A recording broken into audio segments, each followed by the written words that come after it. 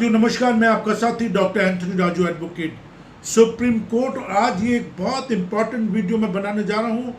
ये उस वक्त मैं ये वीडियो बना रहा हूँ कि अगर आप किसी झूठे मामले के शिकार हो गए हैं, चाहे वो आईपीसी 304 भी दहेज हत्या का मामला हो जिसमें आपके पूरे के पूरे परिवार को फंसा दिया गया हो, या झूठे बलात्कार का मामला हो जिसमें महिला द्वारा आपको बुरी तरह से फंसा दिया हो या आपके परिवार को फंसा दिया हो, या 498A का मामला जिसमें आपके पूरे परिवार को ऊपर एफआईआर कर दी गई हो, या पॉक्सो का मामला है। ये अपने आप में बहुत गंभीर मामले, गंभीर धाराएं, और इस पर मैं कई बार वीडियो बनाता रहा हूं। और मैंने एक ही बात कही है आपसे कि जब तक आपने कोई अपराध करा नहीं है या आपकी कोई इसमें इन्वॉल्वमेंट नहीं है तो इससे आपको डरने की ज़रूरत नहीं है। लेकिन मैं समझ सकता हूं कि जिस तरह का हमारा जुडिशियल सिस्टम है या जिस तरह का हमारा क्रिमिनल जस्टिस सिस्टम है, डर स्वाभाविक है। और एक ऐसी धारा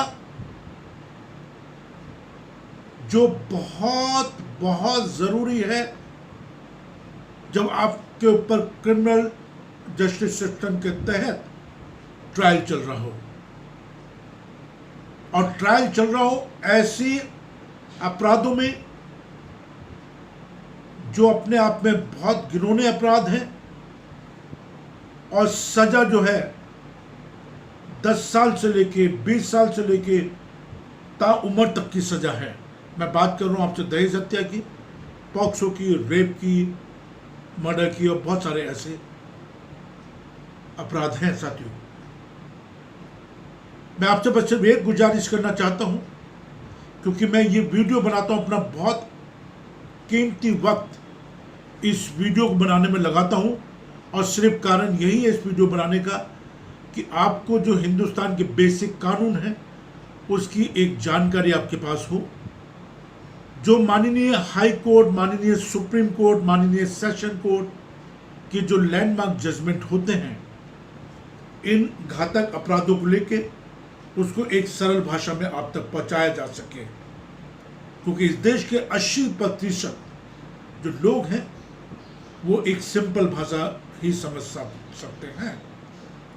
और आज मैं बात कर रहा हूं जब ट्रायल होता है साथियों, दहेज हत्या का मामला हो, चाहे रेप का मामला हो, चाहे पॉक्सो हो, चाहे आत्महत्या से उकसाने वाले मामले हो, चाहे मर्डर हो, कुछ भी मामले हो, आपराधिक मामले जिसमें 2 साल से ऊपर की सजा है, उसमें ये जो सेक्शन, जो धारा बताने जा रहा हूं, इसका बहुत बड़ा रोल है साथियों, बहुत बड़ा रोल है। Very very important section for the trial in the very very serious offence IPC 304B, dowry death, suicide, rape, murder, abetment to suicide, etcetera etcetera. और कई बार हमारे साथीगण इस धारा को बहुत लाइटली ले लेते हैं। और बड़ी सिंपल सी बात है साथियों,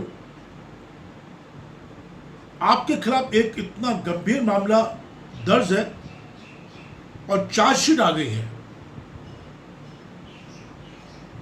बट आपको नहीं पता है कि इस चार्जशीट में क्या लिखा है,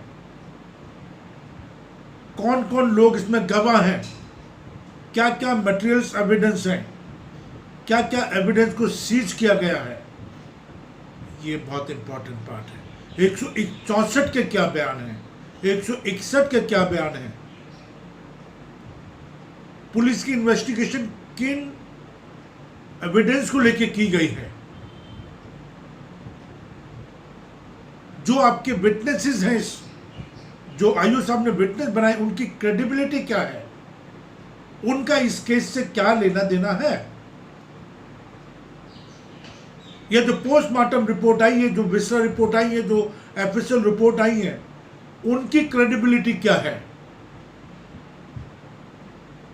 जो डॉक्टर्स, जो विटनेस है उसके अंदर, उनकी अपनी क्रेडिबिलिटी क्या है?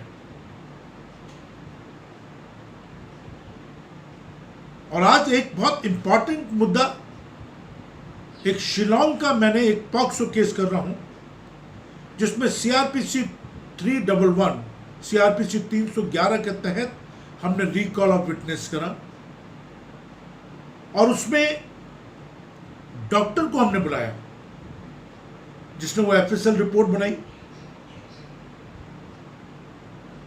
साथियों, आपको बहुत ही अचंभा होगा कि उस डॉक्टर ने आके सेशन कोर्ट, पॉक्सो कोर्ट में आके ये कह दिया कि जो ये रिपोर्ट है,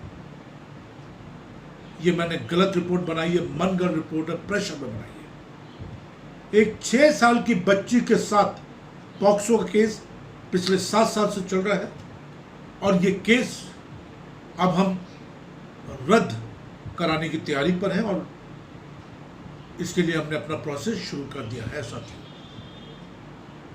एक बाप के ऊपर जब 6 साल की बच्ची के यौन शोषण का मामला दर्ज हो तो आप सोच सकते हैं उसकी मानसिक हालत क्या होगी।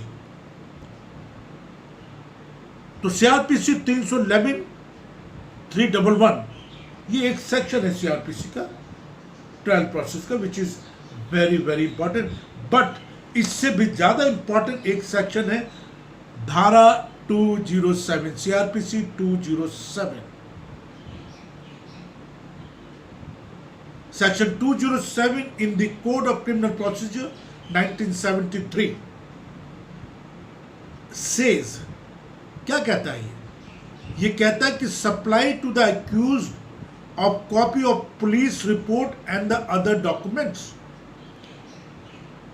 in any case where the proceeding has been instituted on a police report. I'm talking the police report. The magistrate shall, यहाँ shall की बात हो रही है, must, magistrate shall without delay furnish to the accused free of cost a copy of each of the following documents.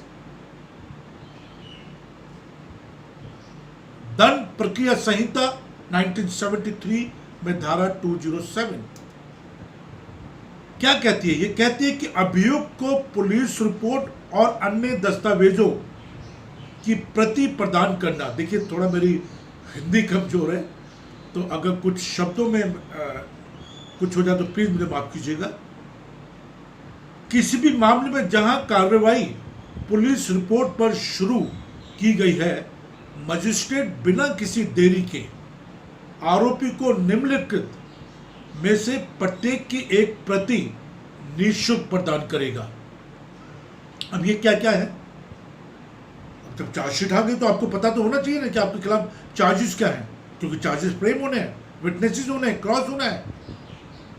आपके खिलाफ क्या evidence collect किए गए हैं, आपके खिलाफ क्या मटेरियल्स एविडेंस है, क्या है आपके खिलाफ, आप कैसे अपना डिफेंस तैयार करेंगे, उसके लिए सेक्शन 207, धारा 207 सीआरपीसी की बहुत बहुत बहुत जरूरी है।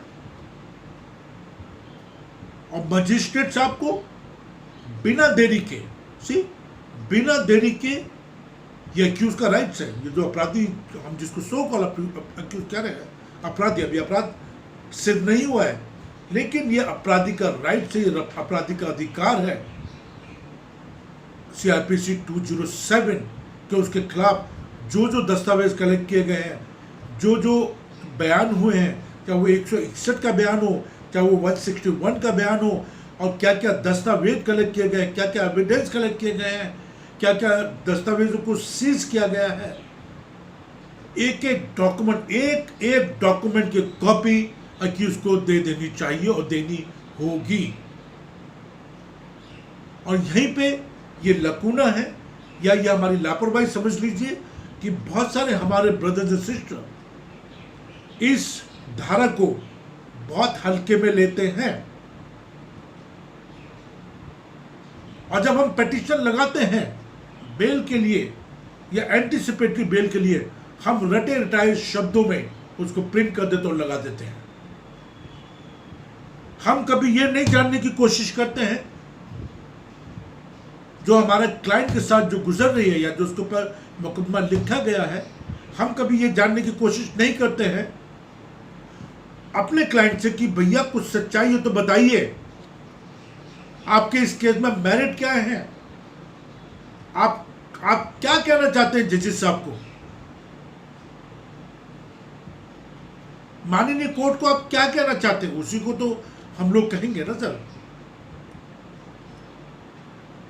तो CRPC 207, it's a very very important section, supply of the document to the accused without any delay, free of cost। और इसमें 3-4 चीजें हैं जो मैं बताना चाहता हूं कि क्या क्या चीजें हम मजिस्ट्रेट साहब को देनी ही होगी, मस्ट।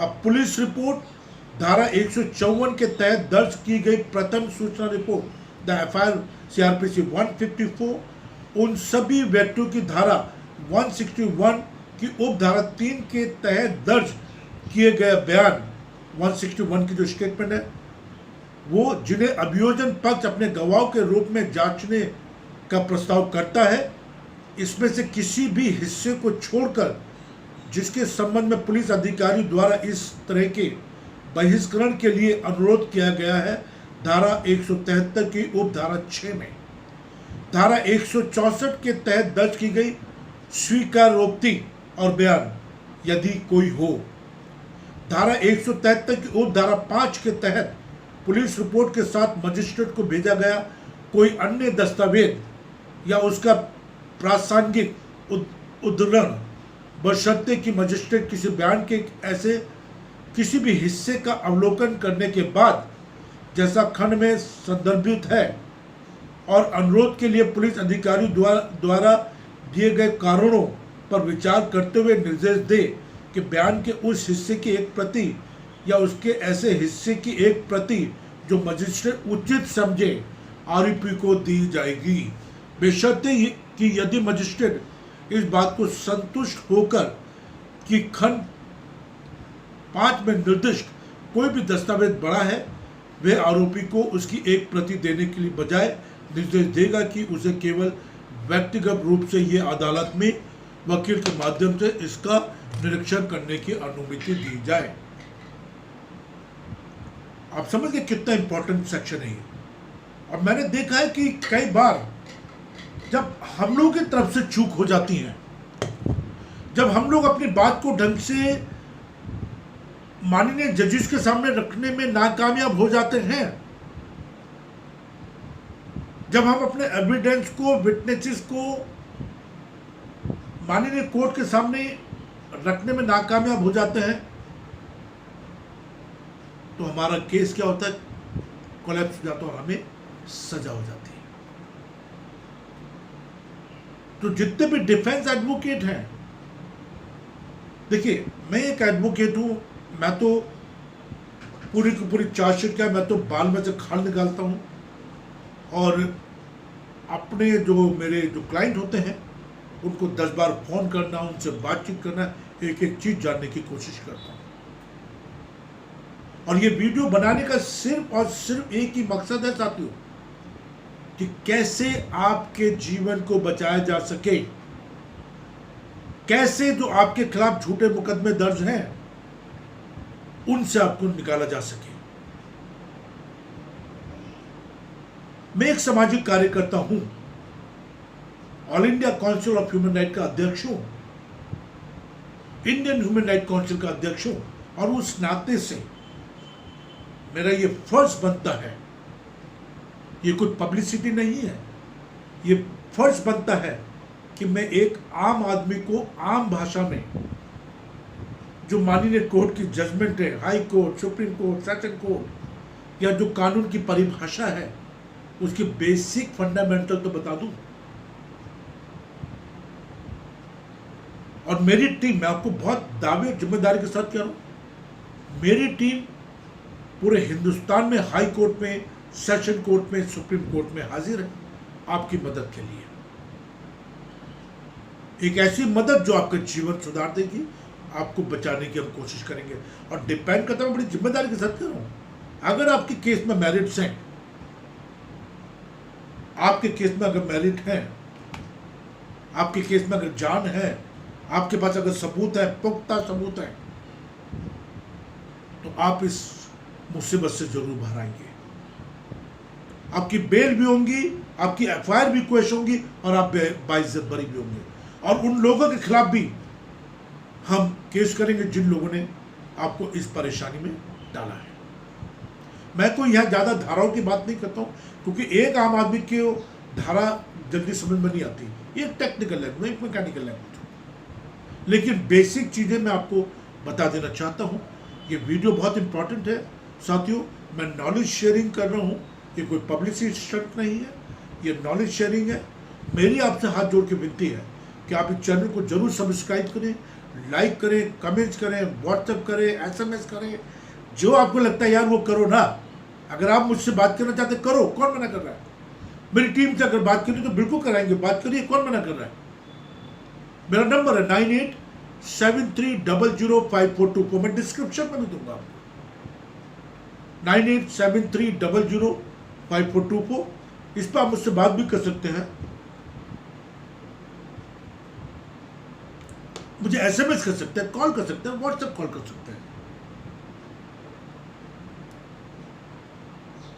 तो ये अपना आप एक बहुत ही बड़ा मुद्दा है साथियों।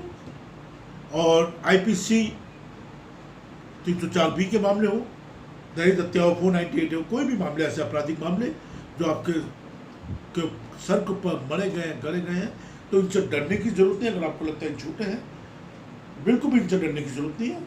हम अपने एविडेंस पर काम करें, विटनेसेस पर काम करेंगे, चार्जशीट में क्या लिखा है उस पर काम करेंगे, कौन कौन गवाह है, उनकी क्रेडिबिलिटी क्या है, उन पर कितना विश्वास कर सकते हैं, स्पॉट इंस्पेक्शन भी करेंगे। और जो हमारी एक्सपर्ट टीम है, एफएसएल की हमारे पास टीम है, पोस्टमार्टम की टीम है, हम उनसे एडवाइस भी लेंगे, क्यों नहीं लेंगे। तो ये सारी चीज़ें हैं साथियों। और मैं ज़्यादा ही लंबी वीडियो नहीं बनाऊंगा, क्योंकि काफ़ी लंबी हो जाती है, और क्योंकि शॉर्टकट नहीं है ज़िंदगी में कुछ भी, इसलिए थोड़ा ये वीडियो लंबी होती है। बट आप प्लीज़ बिल्कुल मत डरिए, अगर आपने कोई अपराध नहीं करा तो बिल्कुल डरने की ज़रूरत नहीं है। और मैं हमेशा आपकी मदद के लिए तैयार हूँ, हमारी टीम आपके लिए मदद के लिए तैयार है। जय हिंद।